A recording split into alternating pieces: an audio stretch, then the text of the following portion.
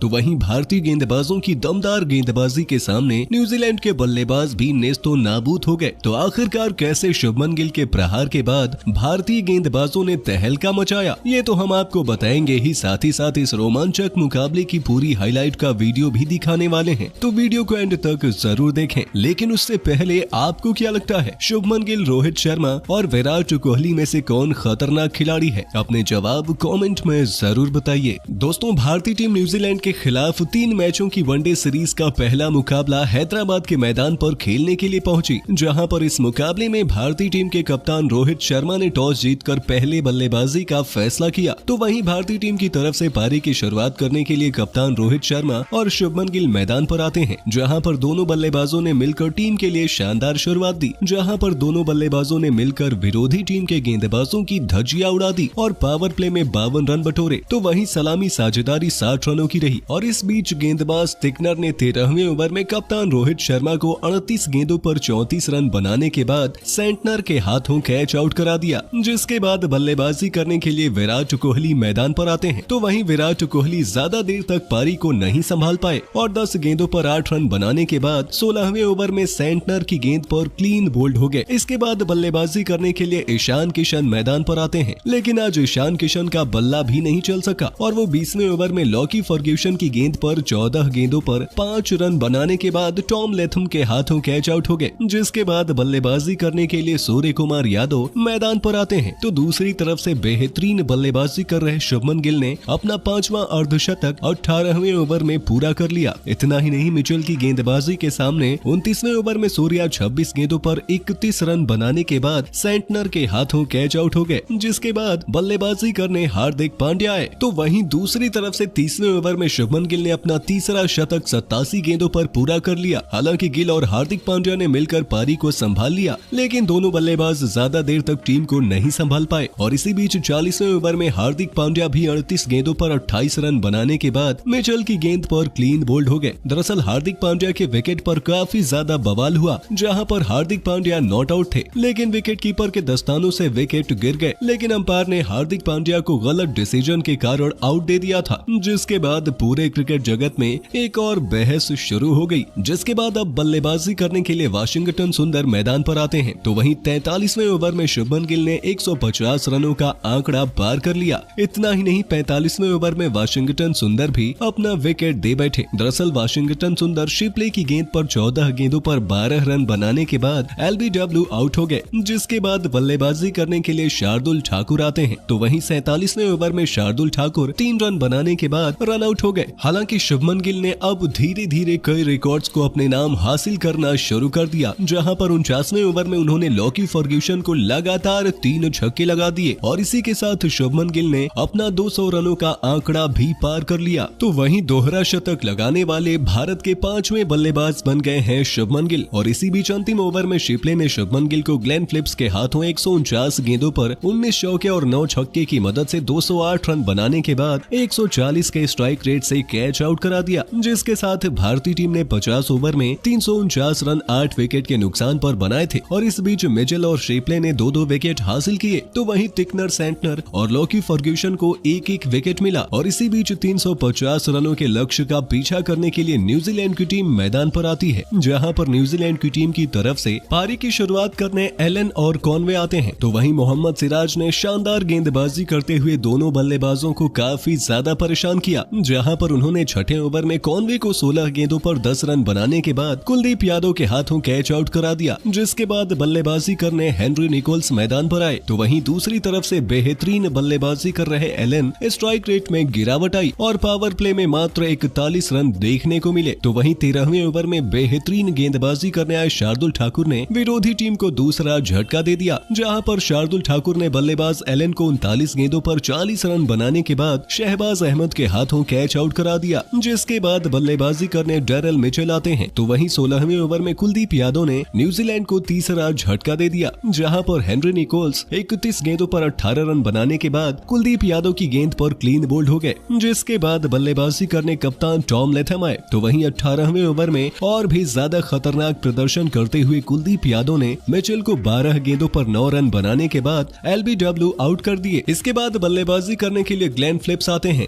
जहां पर उन्होंने छक्के के साथ अपना खाता खोला तो वहीं दोनों बल्लेबाज मिलकर जमकर छक्के और चौकों की बारिश कर रहे थे और भारतीय गेंदबाजों के ऊपर दबाव बना रहे थे। तो वहीं 22वें ओवर में न्यूजीलैंड की टीम ने 100 रनों का आंकड़ा पार कर लिया और इसी के साथ 104 रन न्यूजीलैंड की टीम ने 4 विकेट के नुकसान पर बनाए। और जिस तरीके से खतरनाक गेंदबाजी इस समय देखने को मिल रही थी, उसे देखकर लग रहा था कि भारतीय टीम इस मुकाबले को बड़े ही आराम से जीत जाएगी, क्योंकि